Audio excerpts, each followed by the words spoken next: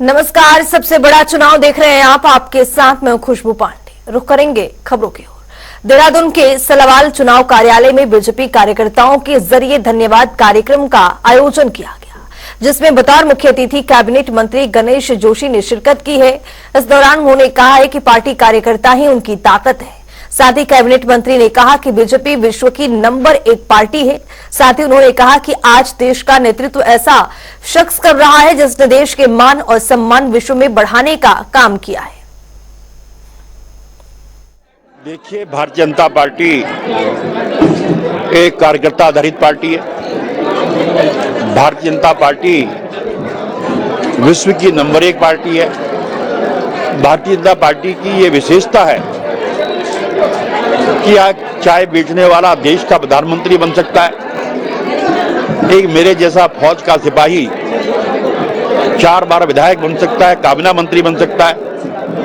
एक एबीवीपी का कार्यकर्ता पुष्कर सिंह धामी इस प्रदेश का मुख्यमंत्री बन सकता है। ये इस पार्टी की विशेषता है। और इस चुनाव में हमारे एक एक कार्यकर्ता ने पूरी जिम्मेदारी के साथ, पूरी ईमानदारी के साथ काम किया।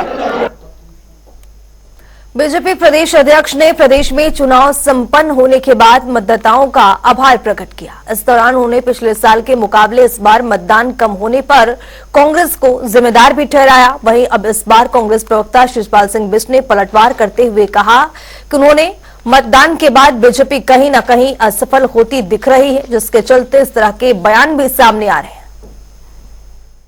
भारतीय जनता पार्टी के प्रदेश अध्यक्ष मुझे लग रहा है कि मुंगेरी लाल के सपने ज्यादा देखते हैं। जब जनता का समर्थन उन्हें नहीं मिलता तो वो दहाड़े मार करके रोना भी जानते हैं। अब जनता भाजपा का चाल चरित्र चेहरा भली भांति समझ रही है। जो है, भाजपा चुनाव से पहले लगातार दावा कर रही थी कि 75% मतदान का हमारा लक्ष्य है, 5 लाख वोटों के अंतर से हर लोकसभा सीट जीतेंगे, हमारा पन्ना प्रमुख बहुत मजबूत है। सब दावों की पोल खुल गई। मतदान प्रतिशत इतना कम हुआ कि अब भाजपा को जीत के भी लाले पड़े हुए हैं और अपनी विफलता का ठिकरा वो कांग्रेस पार्टी पर फोड़ना चाहते हैं। कांग्रेस पार्टी का कार्यकर्ता सुबह से लेकर शाम तक मतदान केंद्रों पर डटा रहा और कांग्रेस का मतदाता भी जो है वोट देने के लिए पहुंचा। भाजपा का समर्थक वोट देने के लिए घर से ही नहीं निकला। और निकलता भी क्यों?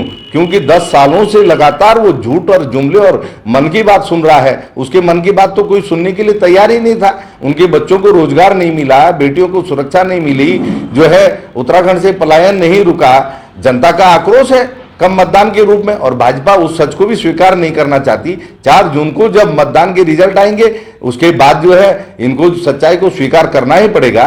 लेकिन जो प्रशासनिक विफलता है, चुनाव आयोग की विफलता है और सरकार की विफलता है, उसे भाजपा स्वीकार नहीं करना चाहती है। लेकिन जनता जनार्दन सब कुछ देख और समझ रही है। पूर्व कैबिनेट मंत्री हरक सिंह रावत की पुत्रवधू अनुकृति गोसाई ने बीजेपी का दामन थाम लिया है। उन्होंने कहा है कि प्रधानमंत्री मोदी के कार्यों से प्रभावित होकर बीजेपी में शामिल हुई हैं। वहीं इसको लेकर कांग्रेस के प्रदेश प्रवक्ता गरिमा दसौनी ने भी अनुकृति गोसाई के बीजेपी में वापसी पर सवाल खड़े किए। आज अनुकृति गोसाई ने घर वापसी कर ली। देखा जाए तो बेसिकली भाजपा ही उनका परिवार है, क्योंकि उन्होंने अपने राजनीतिक जीवन की शुरुआत वहीं से की थी। परंतु मैं यहां बताना चाहती हूं कि अनुकृति गोसाई उन चुनिंदा भाग्यशाली लोगों में से एक है जिसे कार्यकर्ता के रूप में कभी काम नहीं करना पड़ा। कांग्रेस में भी जब उन्होंने सदस्यता ग्रहण करी तो ज्वाइनिंग के साथ ही उनको टिकट दे दिया गया लैंसडाउन से, और वो टिकट जिसके लिए मारामारी होती है, जिसके लिए सालों साल एक कार्यकर्ता को एड़ी चोटी घिसनी पड़ती है, जोर लगाना पड़ता है, वो टिकट उनको थाल में परोसकर दे दिया गया। और शायद यही गलती रही कांग्रेस पार्टी की, क्योंकि कुछ लोगों को सम्मान नहीं पचता। ऐसे में अब उन्होंने घर वापसी की है। ये तो देखने वाली बात होगी कि भारतीय जनता पार्टी में उनको कितना सम्मान मिलता है। परंतु एक सवाल जो मन में कौध रहा है वो ये कि जिन केसेस के लिए लंबी पूछताछ ईडी सीबीआई के द्वारा अनुकृति गोसाई की हो रही थी, उन केसेस क्या क्या होगा? वो केसेस को वो कांग्रेस को ही सौंप कर चली गई हैं या उसका बोझ लेकर भारतीय जनता पार्टी में गई हैं? अब भारतीय जनता पार्टी ने क्या उन सभी केसेस का बोझ उठाने का फैसला कर लिया है, या कहीं इसी डील के अंतर्गत सदस्यता दी गई हो कि मामला रफा दफा कर दिया जाएगा और वो सदस्यता ग्रहण कर लें, तो कहीं अंदर खाने कोई सेटिंग गेटिंग का सवाल तो नहीं है। लोकसभा चुनाव के पहले चरण में उत्तराखंड की 5 सीटों पर मतदान हुए, लेकिन इस बार वोटर्स को जागरूक करने के लिए चलाए गए अभियान का खास असर देखने को नहीं मिला। दरअसल पिछले बार के मुकाबले इस बार करीब 3% कम मतदान हुआ है। ऐसे में चुनाव आयुक्त मतदान कम होने के कारणों का आकलन करने में जुटा हुआ है। वोटिंग परसेंट काफी अच्छा रहा है। हमारा मात्र सिर्फ 3% कम हुआ है 2019 की जो पार्लियामेंट चुनाव से। उस समय था 61% है, अभी 57.25 है, 57.25% हुआ है। अभी इसमें पोस्टल बैलेट का जुड़ूंगा तो लगभग 58% आएगा। सो मात्र सिर्फ 3% कम हुआ है। मुझे लगता है कि उस दिन गर्मी काफी थी, क्योंकि हमने जो देखा गया है 12 बजे तक वोटर परसेंटेज काफी अच्छा रहा है। 12 से 3 के बीच में जो राउंड है उसमें हमारे थर्ड राउंड में थोड़ा पोलिंग परसेंटेज कम हुआ है। सो मुझे लगता है कि गर्मी उस दिन काफी ज्यादा थी, स्पेशली प्लेन्स की इलाके में, उत्तराखंड की, इस वजह से कम हुआ। और 18 तारीख को काफी शादियां थी, सो उस वजह से वोटर्स का भी मूवमेंट काफी ज्यादा रहा है। कुछ गांव में चुनाव की बहिष्कार देखा जाता है, जैसा इस 2019 में लगभग 40 गांव ने चुनाव की बहिष्कार किया था। इस बार हम आंकड़े इकट्ठा किया जा रहा है कहां कहां पर हुआ है। लगभग 21 गांव में इस बार चुनाव की बहिष्कार किया है। तो वहीं जिन गांवों ने मतदान का बहिष्कार किया था, उन ग्रामीणों की नाराजगी भी वजह तलाशने और उनका समाधान करने की दिशा में मुख्यमंत्री पुष्कर सिंह धामी ने प्रमुख सचिव आरके सुधांशु को निर्देश दिए हैं, जिसके बाद कांग्रेस की ओर से प्रवक्ता शिषपाल सिंह बिष्ट ने बीजेपी पर तंज कसा है। उन्होंने कहा है कि मुख्यमंत्री इतने दिनों से कहां थे। अगर उन्होंने पहले इन लोगों की समस्याओं को सुना होता तो ये सभी लोग अपने मत का प्रयोग कर पाते। साथ ही कहा कि जब सांप निकल जाता है तब बीजेपी लकीर पीटने का काम करती है। मुख्यमंत्री पुष्कर सिंह धामी का बयान आज अखबारों में छपा है कि उन्होंने उन 35 गांवों की फाइल तलब की है जिन्होंने जो है लोकतंत्र के महापर्व में अपनी हिस्सेदारी सुनिश्चित नहीं की। लेकिन मुख्यमंत्री इतनी देर से क्यों जागे? अब पछताए क्या होते जब चिड़िया चुग गई खेत।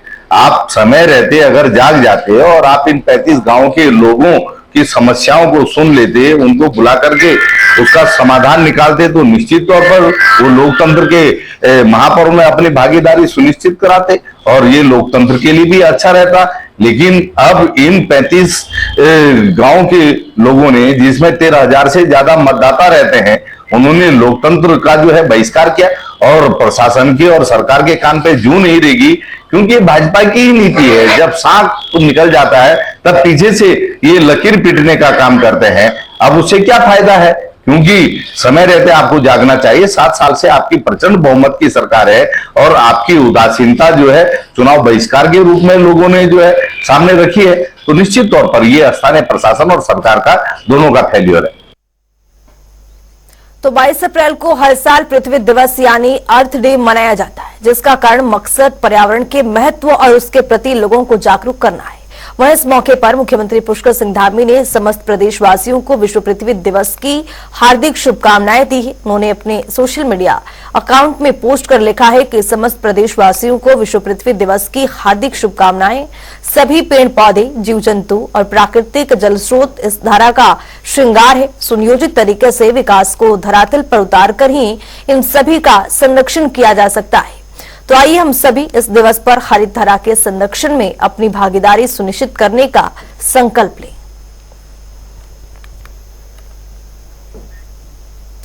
गुजरात में करीब 4.7 करोड़ साल पहले रहने वाले वासुकी इंडिकस नामक सांप की प्राचीन प्रजाति का पता चला है। इस प्रजाति की खोज भारतीय प्रौद्योगिकी संस्थान रुड़की के शोधकर्ताओं ने की है। उन्होंने जानकारी देते हुए बताया है कि सांप 2005 में गुजरात के कच्छ जिले के खदान में मिला था। साथ ही उन्होंने क्या कुछ कहा, सुनिए।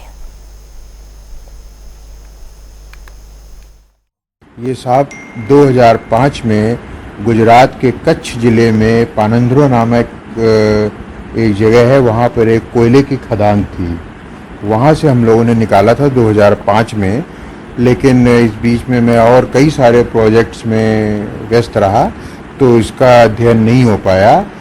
अभी पिछले साल हम लोगों ने जून जुलाई के आसपास मैंने और देबाजीत ने ये स्टडी शुरू की और 4-5 महीने में ये स्टडी ख़त्म करके अभी हम लोगों ने इसको पब्लिश किया है 19 तारीख को। ये सांप जो है करीब 47 मिलियन ईयर पुराना है, 4.7 करोड़ ईयर्स पुराना है। और इसकी सबसे खास बात ये है कि दुनिया के विशालतम सांपों में से एक है। आज की तारीख में इतना बड़ा सांप दुनिया में कहीं नहीं पाया जाता है। पास्ट में भी, जियोलॉजिकल पास्ट में भी ये सबसे बड़े सांपों में से था। और जो इससे पहले जो देखा गया है, जो सबसे बड़ा सांप था जिसको टाइटेनोबोआ बोलते हैं, वो भी करीब करीब इतना ही बड़ा था। ये जो अभी आविष्कार हुआ है ये है करीबन 47 मिलियन ईयर, मतलब करीबन 4.7 करोड़ साल पुरानी एक सांप की हमें अवशेष मिली है, जिनका नाम हमने रखा है वासुकी इंडिकस। तो ये सांप प्रोफेसर बाजपेयी को 2005 साल में गुजरात के कच्छ जो क्षेत्र है वहाँ पनंद्रो लिग्नाइट माइन से उनको मिला था। उसके बाद 2023 साल में प्रोफेसर बाजपेयी ने और मैंने इनकी ये जो अवशेष है इनकी जांच हमने शुरू की। तो ये जांच से जो पहली चीज जो हमें पता चली कि ये एक बहुत विशालकाय एक सांप था। ये सांप ये जो वासुकी इंडिकस है, ये जिस फैमिली में आती है उसका नाम है मटसॉइडे। ये मटसॉइडे और भी बहुत जगह मिलता था। बॉलीवुड एक्टर राहुल रॉय रुड़की में आयोजित एक कार्यक्रम में शामिल हुई, जहां राहुल रॉय ने अपनी फिल्म आशिकी के मशहूर गीत के बोल भी गुनगुनाए। इस दौरान उन्होंने लोगों के साथ सेल्फी भी खिंचवाई।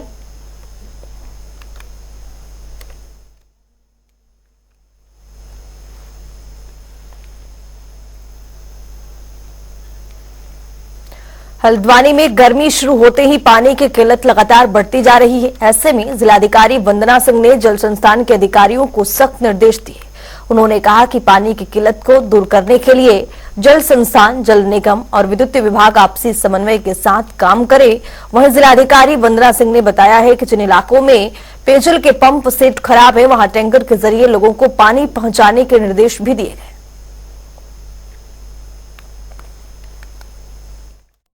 क्या कुछ निर्देश आपके द्वारा दिए गए हैं?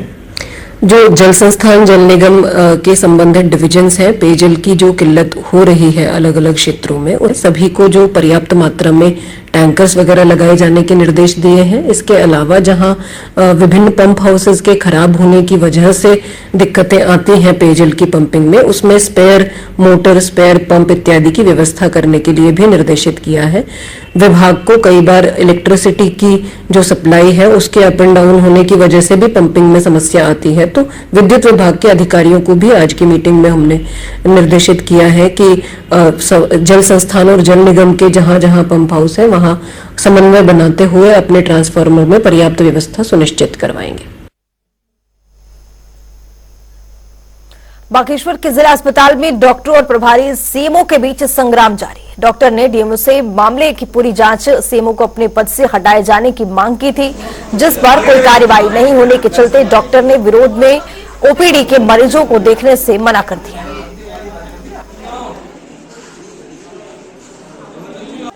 ओपीडी ठप नहीं हुआ है, हमने सिर्फ ओपीडी कक्षों में हम नहीं बैठे हैं, इमरजेंसी में बैठ के मरीज को देख रहे हैं और अपने जो हमारे निर्धारित ओपीडी है उनमें हम नहीं बैठे हैं बस। और ये सिर्फ इसलिए है क्योंकि डीएम साहिबा से हमारे शनिवार को पूर्ण आश्वासन मिला था कि मंडे को सीएमएस साहब को सीएमओ ऑफिस अटैच किया जाएगा या उनको तब उस समय तक के लिए जब तक जाँच हो रही है तब तक के लिए यहाँ से हटाया जाएगा, जिससे कि जाँच प्रभावित न हो। परंतु अभी तक हमें उक्त ऑर्डर प्राप्त नहीं हुआ है। जब तक हमें उक्त आदेश प्राप्त नहीं हो जाते तब तक हम ओपीडी में नहीं देखेंगे। तो इमरजेंसी और पीएम सेवाएं पूर्ण की तरह जारी रहेगी। वो ओपीडी के मरीज भी इमरजेंसी में देखे जाएंगे। नैनीताल वन प्रभाग के जंगलों में आग की वजह से काफी नुकसान हो रहा है। आग की लपटें एचएमटी हल्द्वानी के महर्षि विद्या मंदिर के परिसर तक पहुंच गई है, जिससे स्कूल को खतरा पैदा हो गया है। स्कूल का स्टाफ पढ़ाई छोड़कर जंगल की आग बुझाने में जुट गया है। स्कूल प्रबंधन की ओर से वन विभाग को इसकी सूचना दी गई थी, पर बावजूद इसके वन विभाग बेसुध है।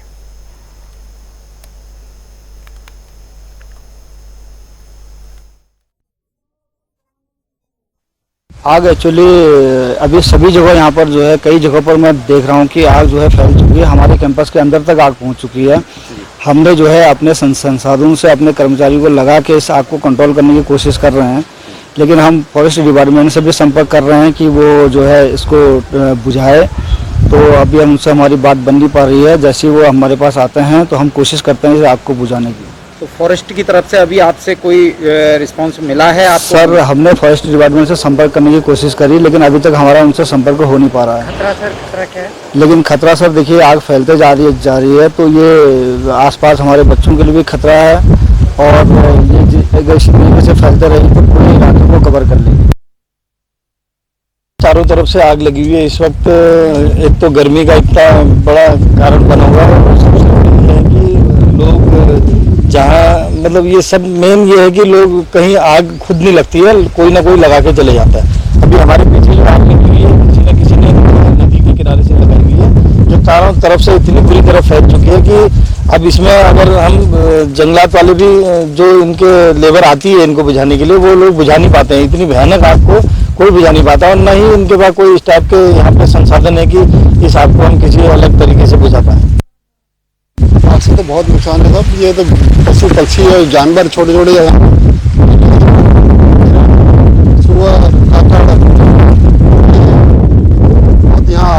घूमते रहते, मोर घूमते रहते थे, सब जल गए होंगे। सारा समय थे, छोटे छोटे बच्चे उनके घूम रहे थे, बच्चों को लेके घूम रहे थे। फसल बगीचे को नुकसान?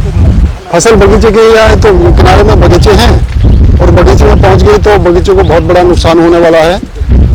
और हमारी गाड़ियां खड़ी थी, गाड़ियों को भी अब इधर हम किनारे किए हुए हैं, सारा इधर को किनारे को। तो यहाँ से अब देखिए कि जंगल की तरफ को इतने भयंकर हो गया है और इतना प्रदूषण हो रहा है कि हमें सांस लेना बहुत मुश्किल हो गया।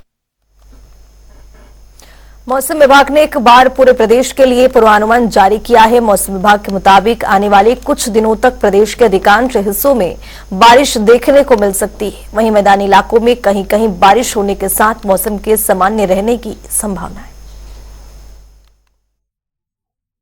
देखिए इस समय आप देख ही रहे हैं कि बहुत एक्टिविटी नहीं है। आज और कल की अगर बात कर लें, आज आपकी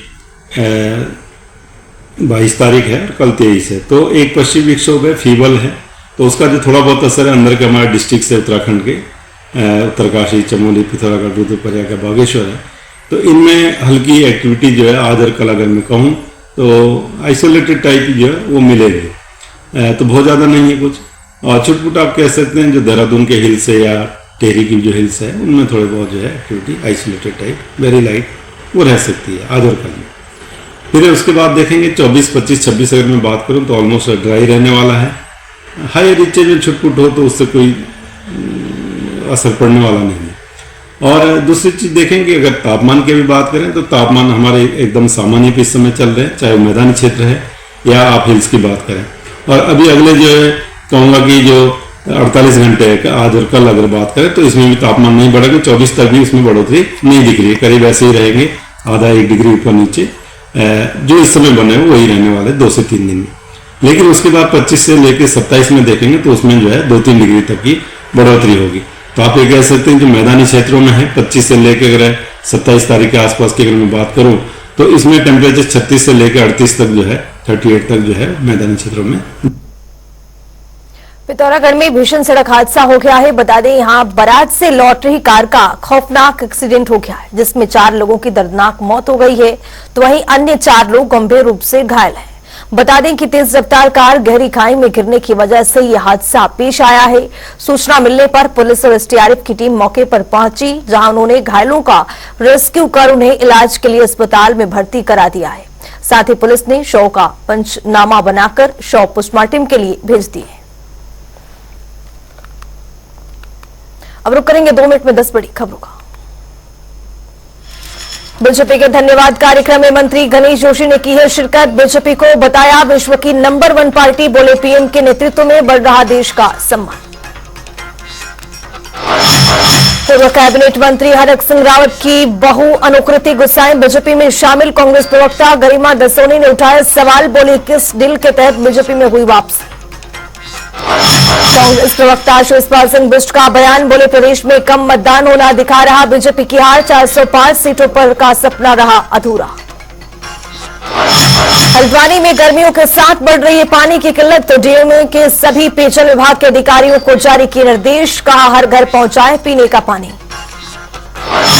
बागेश्वर में सीएमओ और डॉक्टरों के बीच घमासान जारी, डॉक्टरों ने ओपीडी के मरीजों को देखने से किया इनकार, सीएमओ को जल्द से जल्द पद से हटाने की चेतावनी। नैनीताल के जंगलों में लगी है भीषण आग, सूचना के बावजूद वन विभाग बेसुध आग बुझाने में जुटे हैं स्थानीय लोग। मौसम का बदला मिजाज, प्रदेश के 6 जिलों में बारिश की संभावना, मौसम विभाग ने जारी किया है येलो अलर्ट। पिथौरागढ़ में भीषण सड़क हादसा, 4 लोगों की मौत, 4 घायल, एसडीआरएफ टीम ने घायलों का किया है रेस्क्यू। काशीपुर में सौतेली मां ने की है मासूम की हत्या, पिता की शिकायत पर पुलिस ने दर्ज की है गुमशुदगी, बोरी में भरा हुआ झाड़ियों में मिला शव, पुलिस ने मामले का खुलासा करते हुए आरोपी महिला को किया है गिरफ्तार। देहरादून के बीच सड़क पर गाड़ी में लगी है आग, अग्निशमन और पुलिस ने कड़ी मशक्कत के बाद आग पर पाया है काबू, घटना में कार जलकर पूरी तरह से खाक।